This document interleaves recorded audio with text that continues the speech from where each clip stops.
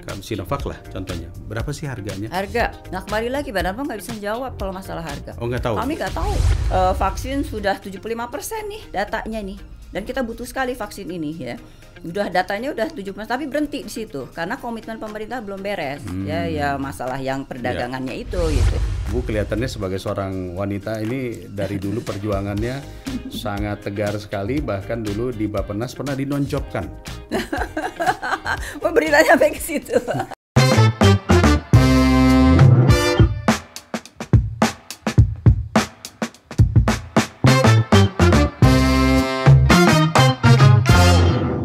Assalamualaikum warahmatullahi wabarakatuh. Halo guys, selamat berpuasa. Kita jumpa kembali.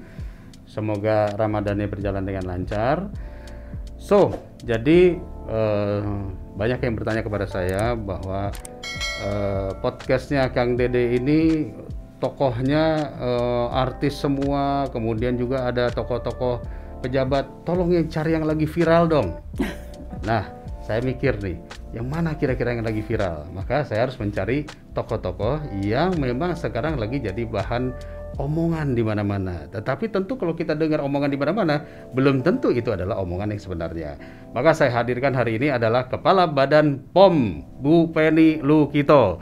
Selamat pagi Bu Penny. Selamat pagi Pak Deddy Yusuf. Terima kasih atas undangannya. Sama-sama. Udah lama tidak bertemu. Iya, udah sejak tidak di Komisi 9. Bu, saya sudah di antigen, semua menjalankan protokol kesehatan, kita sudah pakai pembatas. Iya. Izin boleh kita buka saja supaya masyarakat bisa tahu yang mana yang namanya Kepala Badan POM, yaitu Ibu Penny Lukito.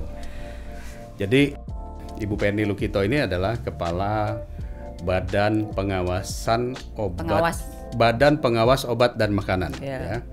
Beliau ini adalah seorang, boleh dikatakan teknokrat, karena latar belakangnya sebetulnya adalah teknik lingkungan ya. Iya. Teknik lingkungan ya, di ITB. Iya. Dulunya awalnya ITB ya. ITB. Terus pindah ke MIT, Massachusetts Institute of Technology. S2-nya ya. S2-nya, S3-nya di mana dulu? S3-nya di University of Wisconsin, Madison, Amerika. Teknologi lingkungan juga? Teknologi lingkungan. Oh enggak, waktu S2 di MIT itu di Urban Studies and Planning. Oke, Urban Studies. Jadi lebih ke manajemen, public policy gitu. Perkotaan lah tapi ya. Tapi tetap menuju ke lingkungan juga. Oke. Nah, setelah itu S3-nya kembali ke teknik lingkungan dan city and regional planning. Oke. Pokoknya karirnya udah panjang banget, di Bappenas pernah ya, urusan tata kota juga pernah, urban planning. Sampai akhirnya tiba-tiba 2016 diangkat menjadi kepala Badan POM. Ketemu deh kita. Ya. Nah, yang lagi viral sebetulnya adalah ternyata di masa Covid ini, Bu Penny ini paling disibukkan. Karena pada saat itu semua orang tiba-tiba mencari-cari obat anti Covid itu yang mana. Dan ternyata ya kita mendengar waktu itu Ibu ya, ada obat anti Covid begini, muncullah vaksin. Ya. Vaksin yang pertama muncul dari China, lalu kemudian dari Amerika. Seingat saya pokoknya waktu itu kita rame-rame, kita mau beli vaksin yang mana. Ada Sinovac, Sinopharm, Pfizer, AstraZeneca. Moderna, Novavax. Terus apalagi tuh banyak juga tuh ya. Tetapi yang jelas akhirnya kita memutuskan membeli Sinovac di awal ya. Sinovac ya di awal ya. Ya. Nah tapi kemudian mulai muncul lagi Bu, Indonesia juga punya. Ya, terus kemudian dari Eijkman kalau nggak salah. Ya, vaksin merah putih. Lalu ada lagi vaksin gotong royong. Vaksin gotong royong itu program. Jadi program.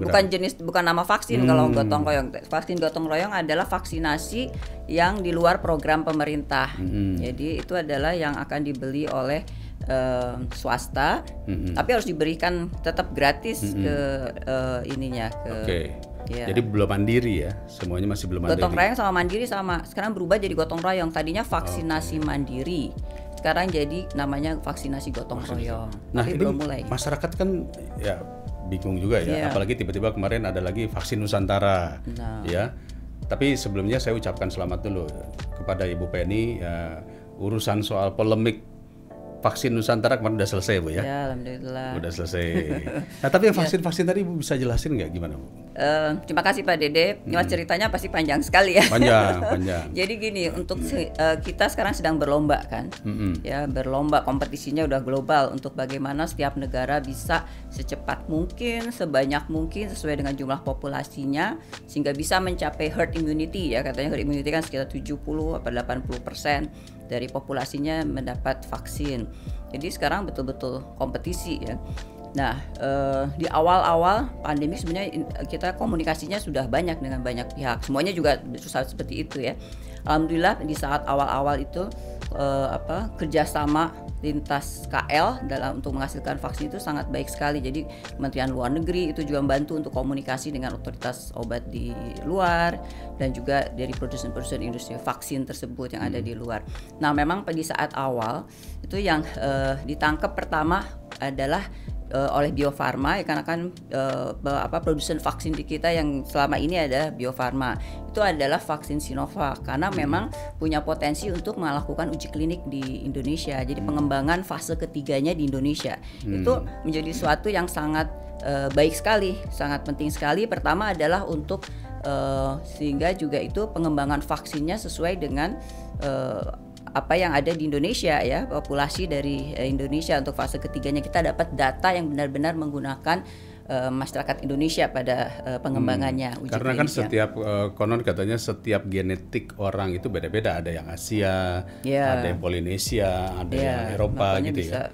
Nah Indonesia itu ngambil yang dari Sinovac dikarenakan mereka sudah ujinya berapa kali? Mereka sudah uji klinik fase 1 dan 2-nya di Cina. Di Cina. Di Cina fase 1 2 kan harusnya melewati uji klinik itu fase 1, preklinik dulu dengan animal, dengan binatang sehingga itu aman. Kalau udah Ibu jelasin sedikit tuh. Jadi uji klinis 1 adalah dengan ya, betul. Jadi begini, mungkin perlu juga dijelaskan memang yang namanya pengembangan vaksin sampai menjadi vaksin yang siap disuntikan ke manusia itu ada 2 tahap besar dulu nih. Pertama adalah pengembangan risetnya dulu. Ya, di situ adalah untuk membentuk teorinya tentunya ya.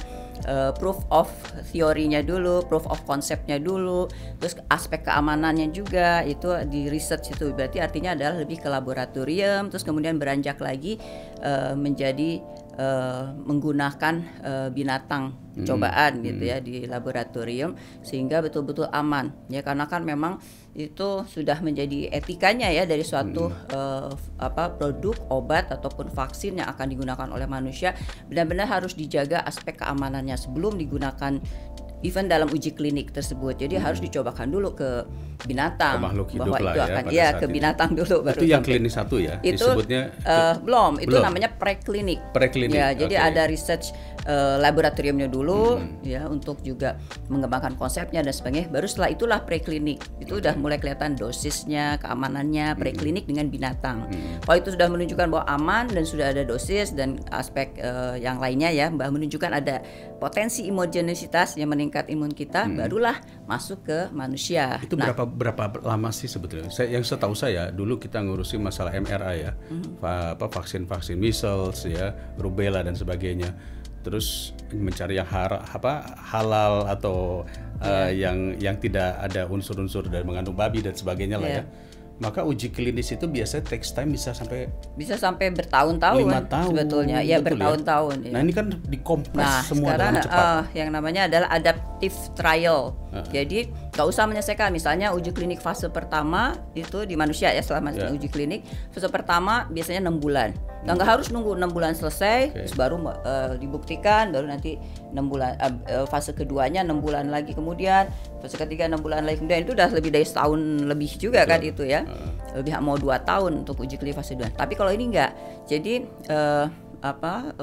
fase 1 3 bulan saja sudah bisa dapatkan data. Itu data sudah kita evaluasi. Namanya interim data. Dan dari interim data itu kalau sudah menunjukkan baik, fase 2 udah bisa jalan. Gitu. Jadi udah saling adaptif begitu. Itu sehingga bisa cepat, kira-kira uji klinik itu selesailah sekitar 8 bulan begitu 8 bulan. Bisa selesai semuanya. Tapi ini terus berlanjut sampai ke 6 bulan, sama seperti yang vaksin Sinovac kan, kita sudah bisa dapatkan data yang interim fase uji klinik fase 3 untuk 3 bulan. Tapi kita harus untuk mendapatkan emergency authorization, kita harus mendapatkan data uji klinik fase 1-2 yang ada di Cina udah sampai 6 bulan gitu, harus sudah lengkap. Jadi data itu juga kita pakai. Itu Badan POM juga yang melakukan review dari uji klinis tersebut jadi Badan POM itu melakukan pendampingan sejak awal membuat protokol. Protokol itu adalah metodologi, tata cara, ke komitmen-komitmen lah ya dari suatu penelitian begitu. Kayak term of reference-nya dengan segala komitmen, siapa yang melakukan, itu ada di protokol. Itu dibuat bersama-sama, didampingi oleh Badan POM, untuk persetujuannya juga dari kami. Nah, protokol itu setiap fase ada, jadi protokol dari atau nanti jadi ada izin untuk pelaksanaan uji klinik gitu. Itu fase 1 dulu. Nah, itu Badan POM yang mendampingi. Nah, terus setelah dalam pelaksanaannya kita nggak ikut penelitian ya. Tapi kita nanti mengawasi inspeksi prosesnya, GMP-nya lah ya. Good manufacturing produknya ya. Oke, nah ke fase 2 clinical trial 2-nya itu apa tuh? Nah, kalau fase 2 artinya perbedaan fase 1 ke fase 2 itu adalah semakin banyaknya jumlah subjek, relawan yang dilibatkan. Makanya kalau kita udah ragu-ragu, ini baru sedikit aja kelihatannya tanda-tandanya keamanannya beresiko ada atau efek dan sebagainya. Kemudian ternyata juga potensinya untuk meningkatkan imunogenitas juga tidak terlihat gitu ya kita berhenti ya. Apalagi kalau dilihat ternyata produksinya tidak GMP, pelaksanaannya tidak GLP, misalnya beresiko akan memberikan kontaminasi ke manusia itu diberhentikan.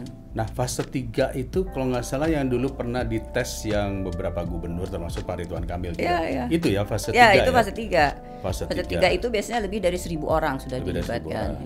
Nah, itu yang Sinovac. Terus kemudian hasilnya gimana? Hasilnya kan sudah bagus. Aman, kita ya? Berapa persen ada? Apakah masih ada yang mengalami gangguan? Seperti kemarin saya dengar AstraZeneca ternyata ada disebut blood college pengentalan blood clot.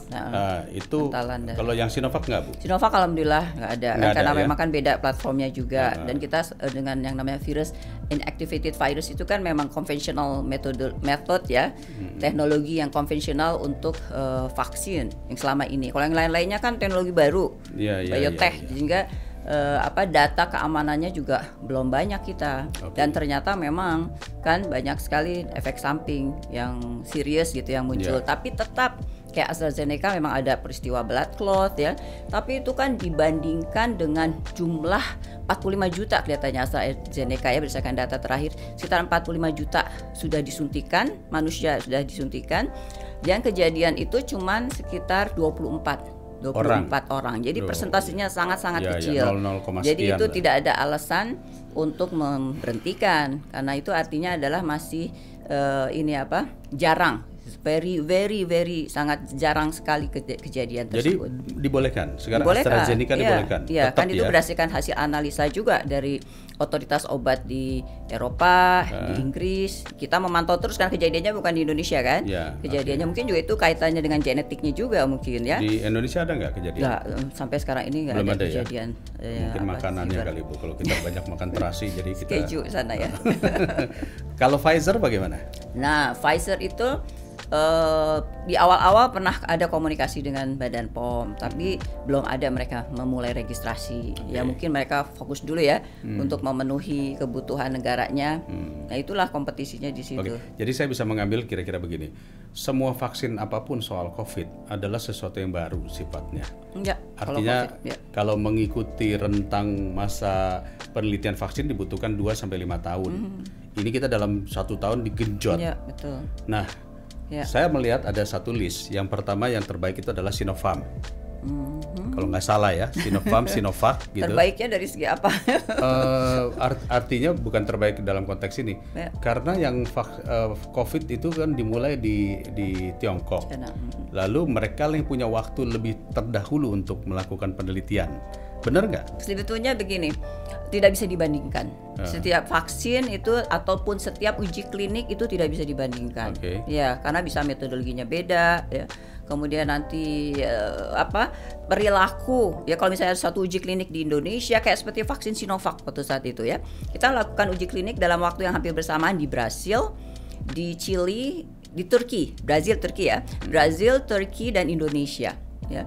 Nah itu beda hasilnya kan? Beda. Tapi itu tidak bisa dibandingkan. Nah karena yaitu budayanya masing-masing, kayak misalnya kedisiplinan mereka memakai masker dan atau 3M, 5M itu juga beda kan, dan tentunya aktivitasnya beda atau juga virus yang beredar juga beda ya. Jadi kan hasil efikasinya beda-beda ya. Tapi alhamdulillah uji klinik yang dilakukan di Indonesia ini itu betul-betul Badan POM sangat mendampingi ya untuk aspek ketepatan waktu itu juga sangat menentukan, sehingga juga trust kita terhadap hasil dari uji klinik itu juga ada gitu. Nah alhamdulillah uji klinik fase 3 Sinovac pada saat itu kita bisa melakukan sesuai waktu dan hasilnya juga kan memang efikasinya di atas standar yang dibolehkan. Kalau dalam kan sekarang ini kita memberikan emergency authorization namanya kan, jadi izin penggunaan dalam situasi yang emergency darurat. Ya karena kita melakukan penelitiannya juga dengan inovasi ya untuk percepatan tersebut. Jadi hanya emergency authorization, bukan izin edar yang full. Jadi kalau ada apa-apa bisa kita tarik lagi begitu. Nah sampai nanti hasil penelitiannya selesai, udah firm, barulah nanti bisa diproses lagi registrasi sampai dapat izin edar yang normal begitu ya, sehingga bisa diedarkan. Jadi itu dengan Sinovac. Tapi alhamdulillah saat itu pada saat yang ada di Indonesia itu betul-betul kita tepat waktu, hasilnya di atas 50%. Ya, sudah efikasinya di atas 50% kan 50%. Minimum itu yang bisa diterima adalah untuk mendapatkan emergency authorization kan sudah ada standarnya dari WHO. Kita semua merefer ke standar yang dikeluarkan oleh WHO bahwa otoritas obat di setiap negara manapun boleh memberikan emergency authorization kalau satu data fase 3-nya menunjukkan efikasi, fase 3-nya boleh interim data. Artinya tidak harus 6 bulan tapi 3 bulan boleh. Tapi efikasinya harus di atas 50%. Ini banyak yang bertanya, efikasi itu apa sih? Kemanjuran, efikasi gitu? Itu kan ya kita kan dapatkan angka efikasi kalau nggak salah 66 ya. 66%. Artinya adalah untuk kita yang disuntik di vaksin itu menurun chance-nya sekitar 65% untuk bisa terinfeksi. Ya, jadi kita lebih terlindungi. 65%, tapi ingat masih ada 35% yang ada kemungkinan kita terinfeksi. Dengar ya, jadi buat yang sudah divaksin bukan berarti langsung jreng gitu ya, masih ada 35% yang ada kemungkinan kita dapat probability terlindungi ya. Dan 30% itulah gunanya masker, perlindungan dan sebagainya. Tapi yang kedua adalah bahwa kalau kita sudah mendapat vaksinasi kan nilai immunity kita naik. Nah, dengan demikian kalaupun kita terinfeksi, biasanya sekarang kelihatan kan OTG paling atau nanti cepat sekali pulih lagi. Jadi dan sudah menurun keparahan akan lebih turun karena imun sistem kita udah naik begitu. Jadi itu yang kelihatannya terbukti dan alhamdulillah kan sekarang kan kita kelihatan kan. Indonesia belinya apa Bu? Sinovac dan akhirnya Sinovac pun kita sudah bikin di sini ya. Jadi kita sekarang tinggal mendapat bahan bakunya dan alhamdulillah ini juga berjalan terus, datanya oleh Bio Farma itu. Ya, dan diproduksi di Bio Farma. Di Bio Farma sudah ada 2 fasilitas produksi yang sudah mendapatkan GMP dan terus sebenarnya sudah cukup banyak, berapa ya, 35 juta. Ini mungkin dosis ya lebih yang sudah diproduksi di Bio Farma dan ini terus berlanjut. Kemarin juga baru ada kedatangan lagi sekian juta begitu ya dari Sinovac dalam bentuk bahan baku. Nah ini akan diolah lagi. Nah yang kedua yang sudah kita bisa dapatkan adalah AstraZeneca, tapi baru masuk melalui COVAX, melalui multilateral, melalui WHO itu. Ya. Ada lagi nanti AstraZeneca yang bilateral, yang seperti biasa gitu, industri farmasinya dengan berapa juta Bu yang masuk? Aduh, saya kalau ditanyain dosis berapa jutanya saya nggak hafal dan ya ini yang tahu industri Bio Farmanya. Ya, karena ini kan Presiden menginginkan bulan Juli sekolah dimulai lagi. Nah, untuk dimulai lagi maka guru sebanyak 5,5 juta guru kurang lebih harus sudah tervaksin 2 kali. Harusnya sih bisa. Jadi makanya kita Berapa? berharap 5 juta? 5,5 juta guru. Oh, harusnya bisa. Guru dan tenaga pendidik. Ya, dan juga sebagian guru kan sudah masuk lansia ya, kategori lansia. Sekarang kan prioritas ke lansia ya. Kalau guru enggak dong, Bu. Guru itu rata-rata usia di atas 30 lah, ya, di atas 30. Jadi memang yang didahulukan lansia, tetapi Pak Jokowi juga ya kebetulan sekarang mitra saya adalah Menteri Pendidikan mengatakan akhir Mei atau Juni awal itu semua guru dan tenaga pendidik yang ada di sekolah itu sudah harus tervaksin, sehingga Juli akhir anak-anak bisa sekolah kembali secara bergiliran. Bagus, kita punya anak kan ya Bu ya? Iya, betul. Artinya kita juga kasihan mereka udah. Betul. Kalau anak mungkin boleh dikatakan tingkat chance tertular kritisnya itu kecil kan, hanya 0, berapa persen lah gitu ya. Artinya mereka sebenarnya tidak terlalu berbahaya. Yang berbahaya yang 30 tahun ke atas itu. Betul kan Ibu ya? Oke. Ini kan lagi rame nih disebutkan ada di YouTube di mana-mana. Wah, ini vaksin ini urusan bisnis dan dagang, ini konspirasi teori, ini hanya dagang-dagang aja. Bener nggak sih Bu? Coba Ibu ceritakan dong Bu. Ya kalau yang dagangnya saya tidak tahu lah ya. Kami hanya tugasnya Badan POM itu adalah menjamin, memastikan bahwa vaksin yang masuk itu sudah memenuhi tadi aspek mutunya, produksinya, ya cara produksinya dan sebagainya. Kemudian juga aspek keamanannya dan khasiatnya. Nah, aspek keamanan dan khasiat itu dapatnya data dari uji klinik tersebut.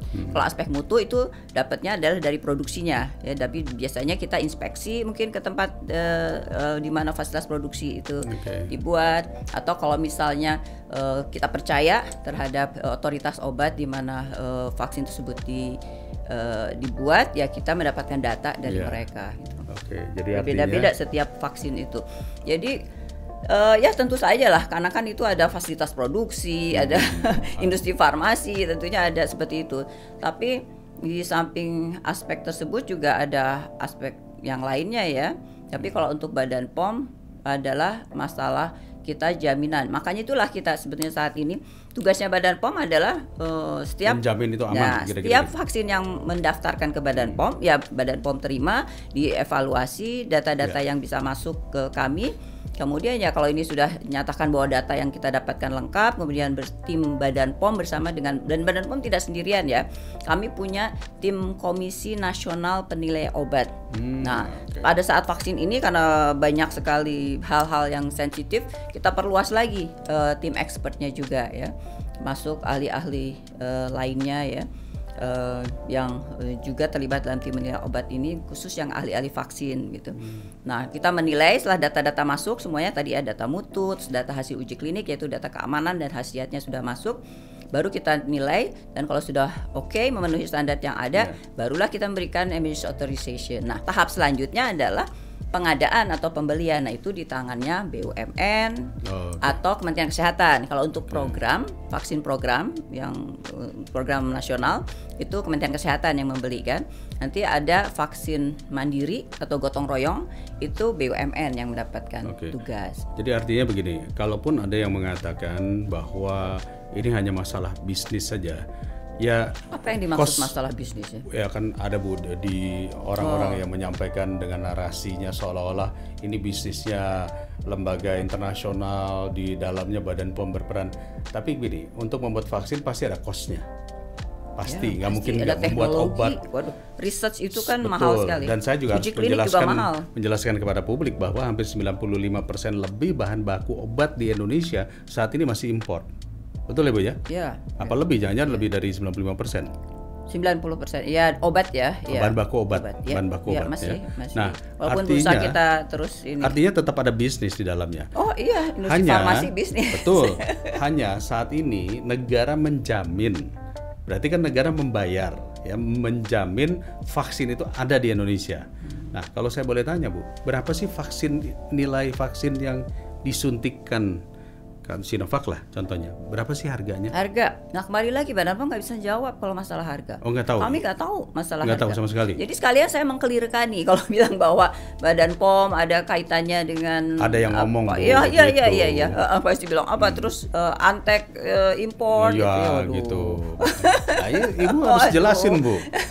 Ya, itu sama sekali salah ya. Artinya adalah Badan POM bertugas secara teknis ya, menilai ya. Tugasnya Badan POM cuma itu, menilai, kami menilai apakah dia apakah suatu produk yang diregistrasikan itu memenuhi aspek mutu, keamanan dan khasiat. Itu standarnya sudah jelas, standarnya internasional sudah jelas. Jadi clear gitu ya. Kalau misalnya kami melakukan dengan tata cara yang tidak benar juga bisa kelihatan. Itulah kenapa kami jaga sekali betul-betul menegakkan aturan dan tidak pilih bulu ya dalam hal vaksin apapun juga. Dan kita berhenti di situ. Kalau udah dikasih emergency authorization dari Badan POM belum tentu dibeli juga mungkin oleh pemerintah ya. Tapi setiap vaksin yang sudah ada perencanaan, pemerintah sudah ada komitmen, kan ada komitmen dagang mungkin antara industri farmasi, apakah itu BUMN dengan industri farmasi di luar negeri. Nah, itu kami tindak lanjuti secara proaktif untuk mendapatkan data. Nah, untuk mendapatkan data itu kami sangat proaktif sekali. Kami bisa berkomunikasi dengan otoritas obat di negara di mana vaksin itu diproduksi untuk mendapatkan data langsung. Atau misalnya kayak sepertinya begini, ini hanya menunjukkan aja bahwa niat kami baik untuk sesegera mungkin, sebanyak mungkin vaksin itu sudah mendapatkan emergency authorization sehingga bisa segera dibeli atau bisa masuk. Tapi itu masalah lain lagi. Walaupun sudah dapat emergency authorization, tapi masalah pengadaan, masalah pembelian itu is a different area lagi begitu ya. Malahan ada yang vaksin sudah 75% nih datanya nih, dan kita butuh sekali vaksin ini ya. Udah datanya udah 70, tapi berhenti di situ karena komitmen pemerintah belum beres ya masalah yang perdagangannya itu gitu ya. Itu belum beres, jadi berhenti datanya. Mereka itu juga industri farmasi nggak akan mereka dengan mudah mengeluarkan data karena mereka lihat dulu ada komitmen nggak. Sekarang kan kompetisi, banyak lagi negara lain. Kalau kita tidak serius, negara lain banyak yang mau beli kan. Jadi mereka lihat serius, mungkin juga mereka sedang negosiasi untuk harga dan sebagainya yang belum kena. Nah, akhirnya berhenti, mereka nggak ngasih data-data itu ke saya. Jadi jangan bilang juga bahwa wah Badan POM lambat, mempersulit. Enggak, emang datanya tidak ada gitu karena jadi Badan POM itu sebagai portal lah, palang pintu. Nah, yang dikaitkan dengan mutunya ya, dengan kualitas. mutunya ya. Iya, kalau harga dan sebagainya kita nggak tahu. Jadi artinya kata lolos atau tidak lolosnya itu menentukan harga atau bagaimana dia menjual kan? Lolos tidak lolos? Ya artinya kan kalau misalnya Badan POM mengatakan ini ternyata tidak lolos uji mutunya, uji klinisnya, ya mau harganya murah dan semua ya nggak akan. Jadi sebenarnya nggak ada kaitannya. Berarti kan artinya nggak ada kaitannya kan? Makanya Ibu kan sepertinya kayak menjaga portalnya nih agar supaya aman, mutunya baik, gitu kan. Kalau harga lain lagi itu. Tapi kan harga ditentukan. Kalau Ibu tidak membuka ini nggak jadi deh jualan. Oh iya, tapi harga mau itu kan cuman ini kan basic dasar kan? Betul. Jadi itu hanya dasar karakter dasar aja kan, syarat yang dasar adalah dapat emergency authorization. Setelah itu berapa harganya, ininya itu kan itu negosiasi lain lagi sebenarnya. Jadi ada yang mengatakan bahwa kalau nggak lolos Badan POM, nggak akan mungkin dia bisa jualan di Indonesia. Kira-kira begitu bahasanya. Oh, itu iya. Iya kan? Itu kan sama seperti kayak di luar negeri itu namanya Food and Drugs ya, kalau salah ya. US FDA. Apa namanya? FDA. US FDA, Food and Drug Authority Administration. Authorization. Saya ingat dulu karena saya yang membuat RUU pengawasan obat dan makanan yang saya berikan kepada Ibu Penny. RUU WASPOM. Belum selesai tapi. Oh, belum selesai itu ya, Bu ya. Gak apa-apa. Sudah bukan di tangan saya lagi. Iya, nggak apa-apa. Kita sudah jadi poinnya kan, Bu ya, kalau sekarang Ibu berarti Ibu adalah orang yang benar-benar bertugas mengawasi jangan sampai produk yang beredar berbahaya buat masyarakat. Betul kan ya? Ya. Jadi kalau vaksin Nusantara gimana Bu? Vaksin Nusantara udah jelas kan kemarin kan. Jadi sudah jelas ya. Dikembalikan untuk penelitiannya di penelitian berbasis pelayanan. Itu adalah di Kementerian Kesehatan. Jadi standar pengawasan dan sebagainya ada di Kementerian Kesehatan. Ya di RSPAD. Jadi udah bukan di Badan POM lagi urusannya. Bukan di Badan POM lagi. Artinya tidak akan meminta izin edar sehingga bisa menjadi vaksin massal. Kecuali kalau ada orang yang kepengen individu, melakukan bisa itu individu, Oke, saya nggak terusin lagi lah ya. Karena Presiden kemarin juga sudah mengatakan bahwa jangan gaduh, jangan rame-rame. Saya pikir nggak perlu rame-rame. Memang kita yang penting adalah masyarakat ini pengen tanya aman nggak nih? Karena banyak yang bertanya, Pak Dede, bagaimana setelah divaksin rasanya? Saya bilang saya jadi lapar. ya semuanya seperti itu ya. Kebanyakan begitu ya. Lapar, ngantuk ya. Lapar, ngantuk gitu ya. Iya. Oke. Bu, kita nggak usah ngomongin soal vaksin ya. Sekarang saya mau tanya soal yang cukup ramai ini Bu ya. Tapi sebelumnya selamat Hari Kartini dulu. Oh iya. Untuk Ibu Penny dan juga buat Sama-sama seluruh perempuan hebat di Indonesia ya. Jadi ini episode Ibu itu sebenarnya dalam rangka Kartini juga Bu. Kami tadi mencoba untuk mencari siapa tokoh wanita. Ya, saya bilang wah Bu Penny ini soalnya lagi apa? Lagi tegar-tegarnya, diserang sana diserang sini ya. Jadi kalau melihat Instagramnya Badan POM itu wah banyak banget yang menyerang. Emang banyak yang di podcast saya ini banyak yang dibully, tapi nggak apa-apa. Kalau kita ingin menyuarakan kebenaran, kita harus suarakan kebenaran ya Bu ya. Ya. Oke. Ya. Ya benar-benar tegar ya Bu ya. Oh harus. Ibu kelihatannya sebagai seorang wanita ini dari dulu perjuangannya sangat tegar sekali, bahkan dulu di Bappenas pernah dinonjobkan. Beritanya sampai ke situ. Oh, bukan beritanya Bu. Iya. Saya kan harus dengar bisik-bisik tetangga dulu gitu. Kenapa dulu dinonjobkan? Ibu sampai bikin jurnal, bikin tulisan protes gitu. Iya, di birokrasi itu kan ada struktural, ada fungsional ya. Itu kejadian itu kan 2011 ya, udah lama juga. Sekarang fungsional udah beda, harusnya sekarang sudah dihargai jauh lebih baik. Nah, struktural itu adalah yang pemimpin manajer lah ya. Waktu itu saya kan sudah 9 tahun sebagai eselon 2, udah tahun ke-9 lah sebagai eselon 2. Nah, kemudian saya ditugaskan sebagai fungsional. Artinya di fungsional itu ya sudah bukan struktural. Peneliti dong. Antara lain ya, fungsionalnya.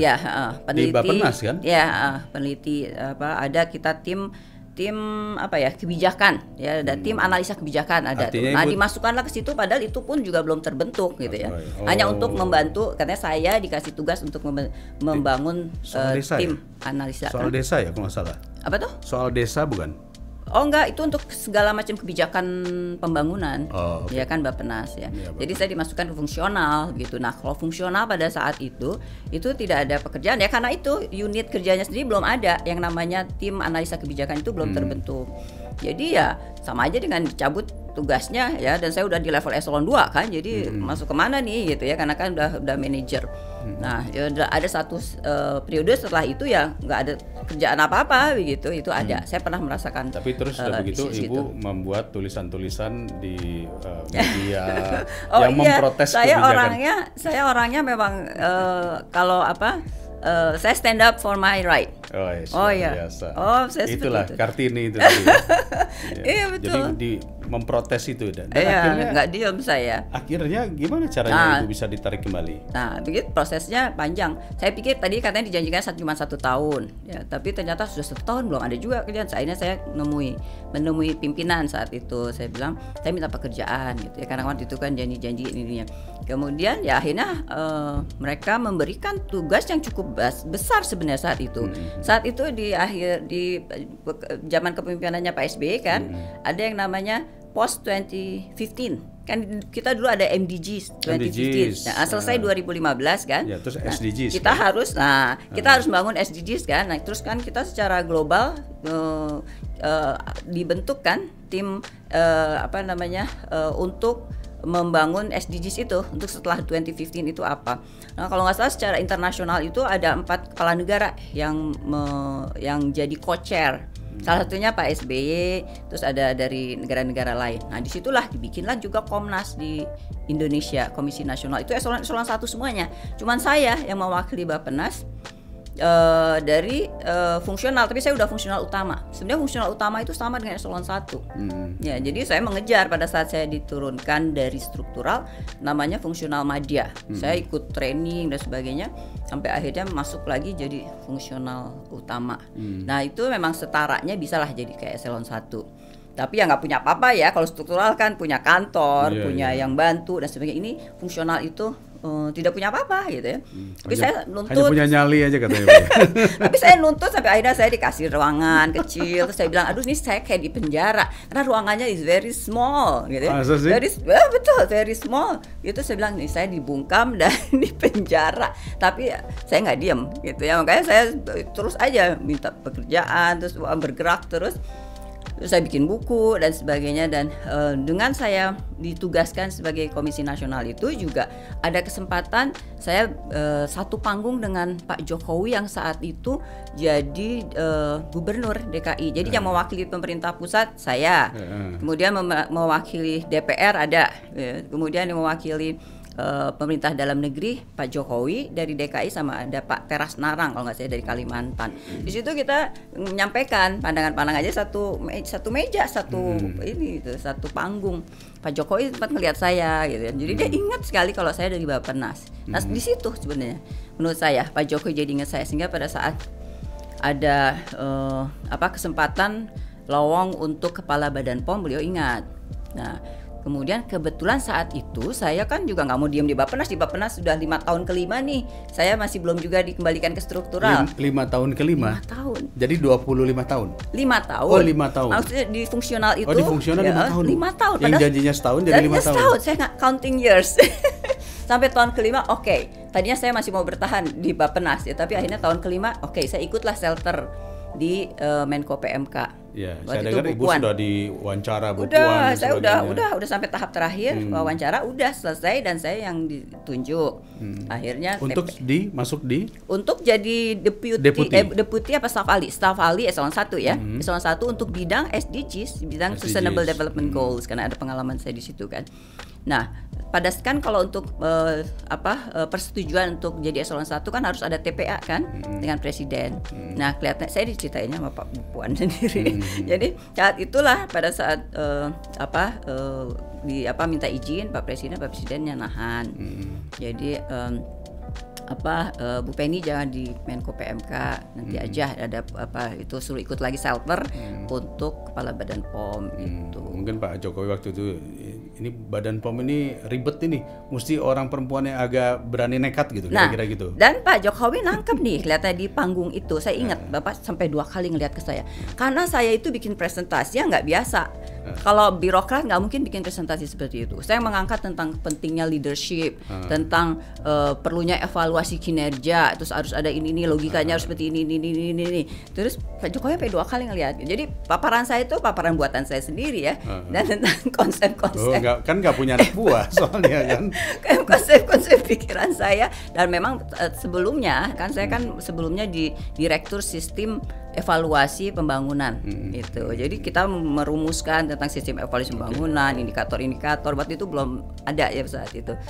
Nah, jadi konsep-konsep itu yang saya sampaikan. Ya disitulah. Jadi dan memang terpilih kita, we have to stand walaupun up. ada yang mengatakan bahwa Badan POM ini kan dunia farmasi. Ibu tidak ada hubungannya dengan farmasi sama sekali gitu. Awal-awal pasti banyak yang memandang sebelah mata dong, Bu. Oh iya, pasti ya. Ya, padahal kan sebetulnya di posisi sebagai kepala Badan POM, you don't have to be a pharmacist. Ya, karena udah level itu, dan itu yang dipesankan oleh Pak Presiden. Pada saat sesudah dilantik gitu ya, saya menemui beliau untuk mendapatkan arahan. Dia bilang, sampaikan pada, kan udah sampai ini kan, terus polemiknya kan kedengeran kelihatannya. Kemudian sampaikan pada yang masih mempertanyakan, Bu Penny dipilih di sana bukan karena latar belakangnya, tapi kemampuan leadership dan manajerial, dia bilang gitu. Karena harus dilakukan perubahan di sana. Pak Jokowi itu ingin Badan POM lebih percepatan untuk perizinan pelayanan publik seperti itu.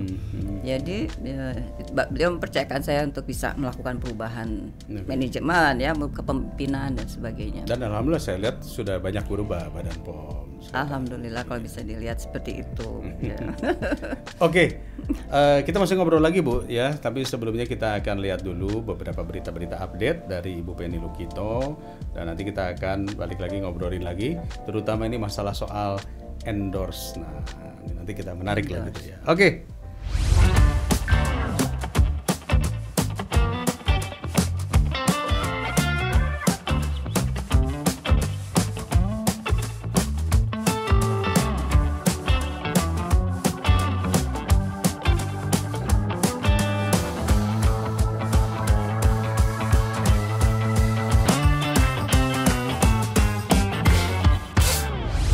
Jadi artinya itu belum dapat izin dari Badan POM, tapi klaimnya overclaim, itu sudah masuk ke ranahnya Deputi Bidang Penindakan ilegal itu. Jadi bisa ada sanksinya. Tapi saya masih lihat ini Bu, banyak ya artis-artis yang terus kemudian nih lihat ya pemutih digosok-gosokin gini, terus begitu dicuci langsung jadi putih. Bener nggak sih begitu? Ini supaya pemirsa saya juga tahu nih, emang ada gitu pemutih kulit sekali gosok langsung putih gitu? Ya harusnya sih tidak ya, nggak mungkin. Kalaupun ada itu berarti bahan berbahaya ya, nah merkuri itu kan biasanya yang dipakai itu bisa cepat memang, tapi bisa cepat. Mungkin nggak tahu saya belum pernah pakai.